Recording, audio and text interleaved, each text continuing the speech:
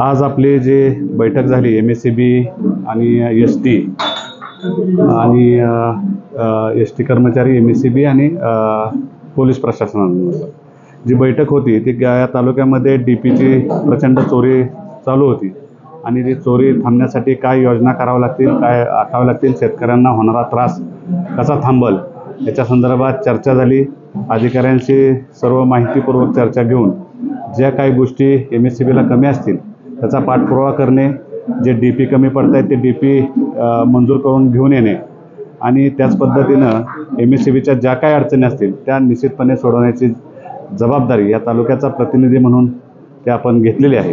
त्याचबरोबर STच्या ज्या अडचणी होत्या, ST आपल्या ST डेपोमध्ये 21 ST कमी आहेत, तर त्या कशा ग्रीन ST आपण नवीन ST मागवतोय, कारण आपल्या फलटण आगाराची बरीच अवस्था वाईट झालेली आहे।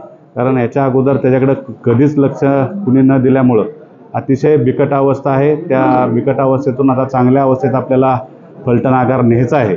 त्यासाठी आपण नवीन 21 ग्रीन बसेसची मागणी आपण केलेली आहे।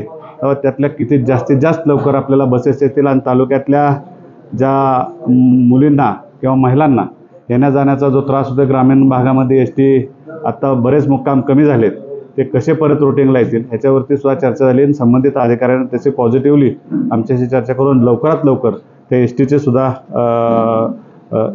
फेऱ्या वाढवण्याचं काम त्यांनी हातात घेतलेलं आहे। त्याचबरोबर पोलीस प्रशासनानं सुद्धा अतिशय चांगलं काम केलं आहे। ते DP चोरीला गेलेले आहेत, त्यातली बऱ्यापैकी DPची कॉपरची तारसुद्धा म्हणजे चोरसुद्धा पकडलेले आहेत। चोरी पकडण्याचं कामसुद्धा पोलीस प्रशासनानं अतिशय चांगल्या पद्धतीने केलं आहे। तरीसुद्धा अजून तालुक्यातले 33 DP अजून चोरीला गेलेले आहेत, त्याचा तपास अजून चालू आहे। तर ते सुद्धा प्रशासन अतिशय चांगल्या पद्धतीनं आपल्याला सहकार्य करतं आहे।